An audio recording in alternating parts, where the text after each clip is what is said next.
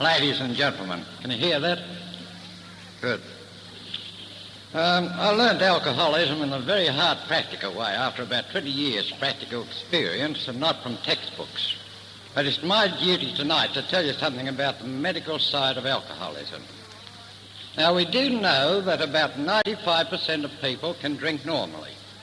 Alcohol to them is a pleasure and a relaxation, and they can take it or leave it as they so desire.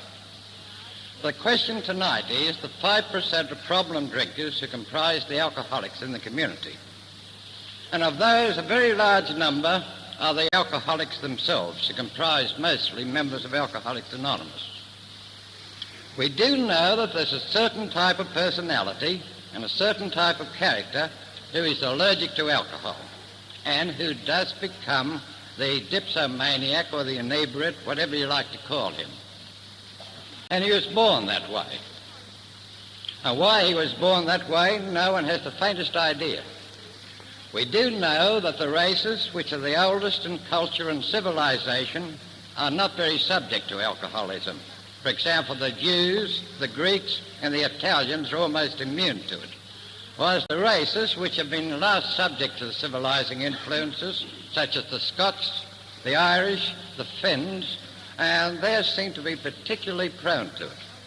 And it seems to be that a nation has to be in existence for many thousands of years before it develops an immunity to alcoholism.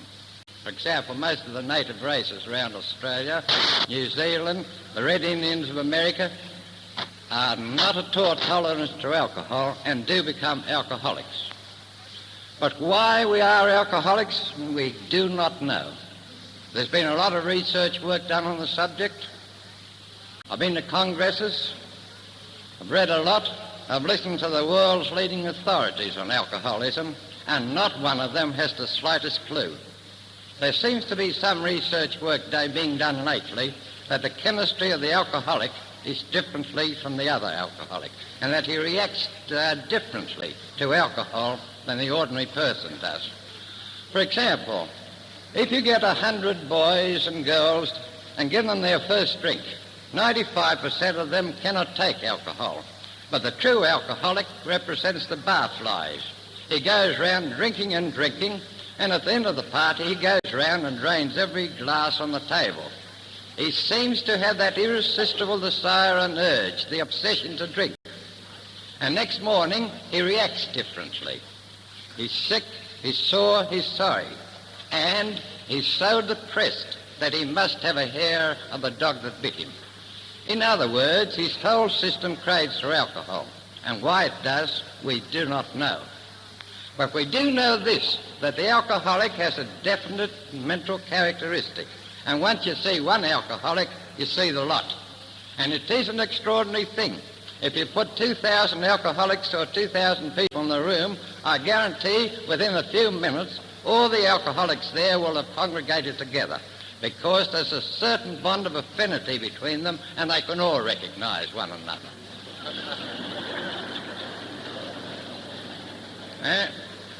And we also know this, that the alcoholic as a rule tends to be intelligent and imaginative above the average, and he seems to think differently from the normal person, because the alcoholic seems to have one moment he seems to have his foot on the ground, and the next minute he seems to be 10,000 miles up in the air.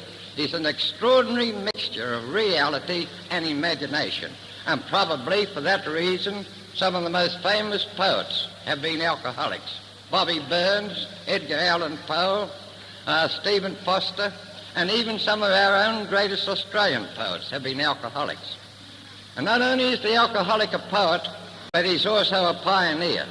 And practically all the greatest Australian pioneers we've had have been alcoholics, because alcoholics are restless people with initiative, imagination, and they also have energy far out of the ordinary. If a thing interests them, they can go on morning, noon, and night at it. And they seem to have subject to attacks of acute nervous tension.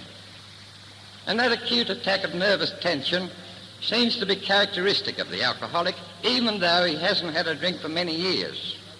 He seems to have that tension which makes him so restless that he must go on and wander. And practically every member of Alcoholics Anonymous I know in Sydney periodically goes walkabout. He takes to the bush, he goes to another state, or he goes flying over the world or anywhere. He seems to have that urgent tendency to wander. And if you wish to know the geography of Australia or the world, I guarantee that any group of Alcoholics Anonymous can tell you more about it than any other group. And in the case of women, they are also subject to attacks of nervous tension, and you see them getting up in the middle of the night to scrub the floor and do the washing and so on. So the alcoholic has that peculiar personality, and yet when he starts drinking, he has to keep on drinking and drinking. Now he himself realizes that he should stop drinking, but he can't. He tries to regulate his drinking. He knocks off at a certain time. He goes into a hotel and drinks only 2 drinks every afternoon, and he can do that for a while. He drinks with his meals and doesn't have a drink unless he has a meal. But that doesn't last, because he invariably finds out that the meals cannot keep up with his drinking, and he drinks olive oil just to give a good coating on his stomach, and he tries every conceivable way possible to try and control his drinking, and he can't. And sooner or later he's bound to go on a bender. Now he has no desire to go on that bender, and yet he's swayed by an irresistible chain of circumstances against which he has no control. He must drink and drink and drink. And a time comes when he has sought treatment, and treatment has been of no avail, because there is absolutely no medical treatment whatsoever that can control his drinking. Psychiatry is powerless against it. Medicine is powerless against it. And he goes on, and he knows that sooner or later, during one bender, he's going to die, he's going to suicide, or he will become insane.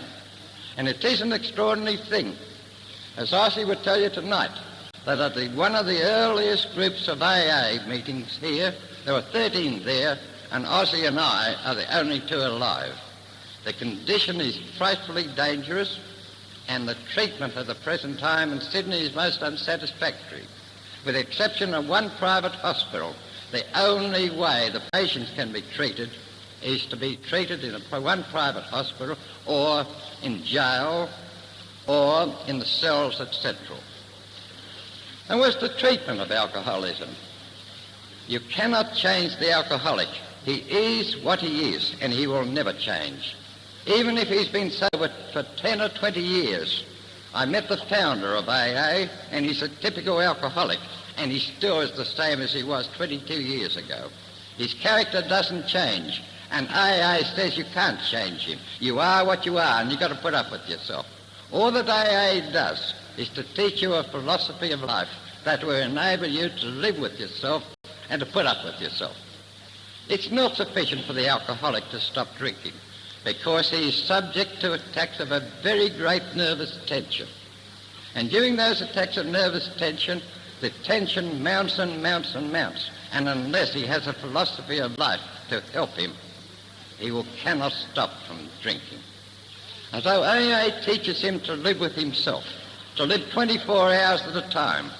The past is dead and gone. And after all, what does it matter to you what you did in your past life? What's the good of worrying what you've done 20 or 30 years ago?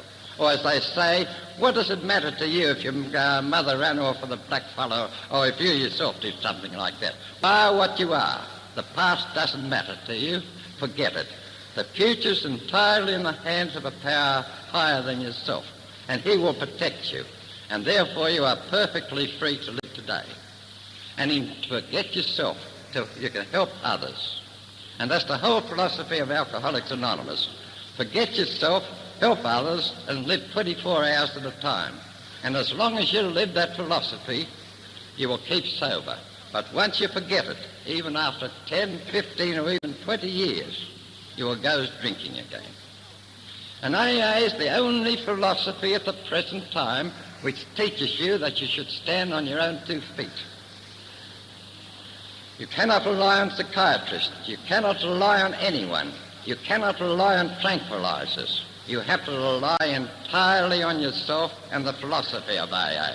And therefore, AA teaches you to live with yourself, to find peace and serenity. And not only is it good for AA, but it is good for everyone.